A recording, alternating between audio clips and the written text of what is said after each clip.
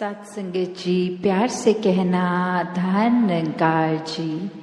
तो कैसे इस जीवन में जब जिएंगे तो वो माया रूप यहाँ पे हावी होगा, क्योंकि when we are so full of ourselves तो हम लर्निंग कहाँ से करेंगे, जबकि इस निराकार इस दातार ने तो हर जगह इस कण कण से शिक्षा लेने का एक रूप दिया है।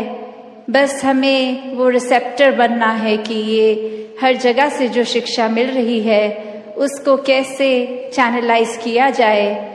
तो ऐसा जो कर लेते हैं वो एक भक्ति हर समय की करते हैं, क्योंकि जब इस परमात्मा को जानकर इसमें विश्वास करके इसको हर समय अपने आसपास देखकर फिर चाहे किसी ने कुछ भी कहा हो तो ये भक्तों का जीवन तो डार्केस्ट क्लाउड में सिल्वर लाइनिंग भी देख लेता है।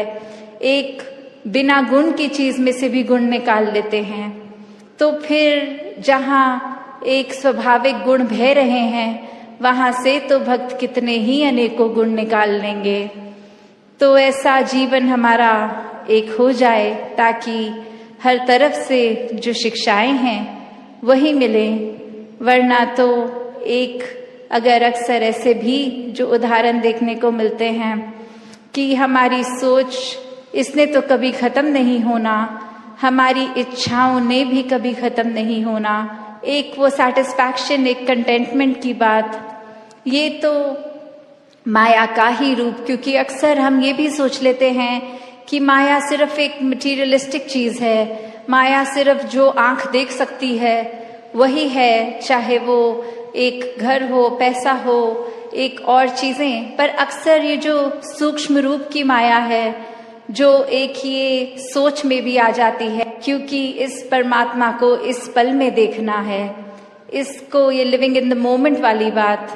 तो ऐसे बात पे ये जो इस पल में इस परमात्मा के एहसास में रहना वो ही एक एहसास है।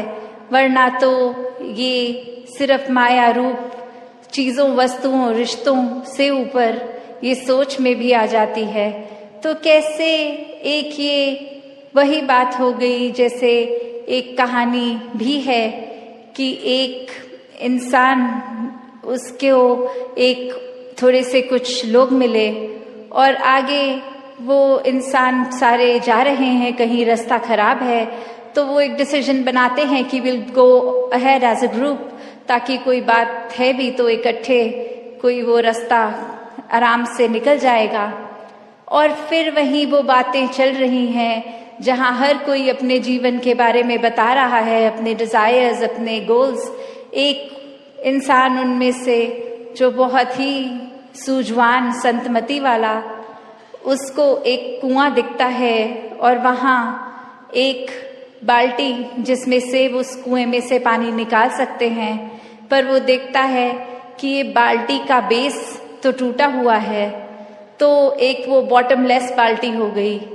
तो वो इंसान वहां रुककर प्रिटेंडिंग टू बी थर्स्टी, वो उसकी प्यास बुझाने के लिए पहले उस बाल्टी में से जब पानी निकालता है तो जब तक तो वो बाल्टी पानी के अंदर है वो भरी हुई दिखती है, पर जैसे ही वो वाटर के सरफेस से ऊपर उठा ली गई अब उसमें पानी कहाँ टिकना था। पर वो बार बार ये कर रहा है और बाकी के लोग देख रहे हैं कि ऐसा क्यों किया जा रहा है। और वो कह रहा है कि नहीं, अब मैंने ये ठान ली है बात कि जब तक ये बाल्टी को भर के मैं इसमें से पानी नहीं निकालूंगा तब तक घर नहीं जाऊंगा। तो अब ये फूलिशनेस साउंड कर रही है बाकी आसपास वालों को, और वो कह रहे हैं कि ये पॉसिबल ही नहीं है, आपने ऐसा एक गोल क्यों बनाया है जो अचीव ही नहीं हो सकता। तो और ऐसा करोगे तो हम सब तो आगे निकलेंगे, आप अकेले ही यहाँ रह जाओगे। तो बात वो समझाने की उनको फिर यही कहता है कि शुक्र है you bought this point up, क्योंकि हम सबको पता है ये बॉटमलेस बकेट है, इसको भरा नहीं जा सकता। तो हमारी सोच, हमारा मन भी ऐसा ही बॉटमलेस है। ये डिजायर्स भी आएंगे, ये एक इच्छा की पूर्ति होने के बाद दूसरी ने भी आना है। तो हमें एक, अगर हम उस भरोसे रहेंगे कि एक एक चीज आती रहे, उसको चेकलिस्ट में हम टिक करते रहेंगे, तो हमारे ये मन में और चीजें आनी एक बंद हो जाएंगी। ऐसा नहीं है, चीजों ने तो आते रहना है, ख्यालों ने तो आते रहना है। तो एक अगर हम इसी के पीछे भागते रह जाएंगे तो फिर एक जीवन कब जिएंगे। एक सेटिस्फैक्शन, कंटेंटमेंट की बात, ये सहज रूप में बहने की बात, ये स्थिरता की बात यहाँ आती है कि कैसे एक अपने चैनलाइज करने की बात, कि ये जो चीज़ है अगर हमारे लिए ज़रूरी है, वो कितनी ज़रूरी है, उसको तो किया जाए, पर अंधाधुंध एक उस दौड़ में ना लगा जाए, वो रैट रेस में ना लगा जाए। एक प्रायोरिटी की बात है, एक सिलेक्टिव होने की बात है। तो भक्त को ये नहीं कहा जाता कि एकदम आप डिजायरलेस हो जाओ, कि कोई इच्छा ही ना रखो।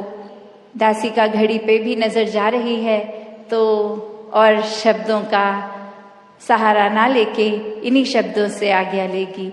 साथ संगत जी, धन निरंकार जी।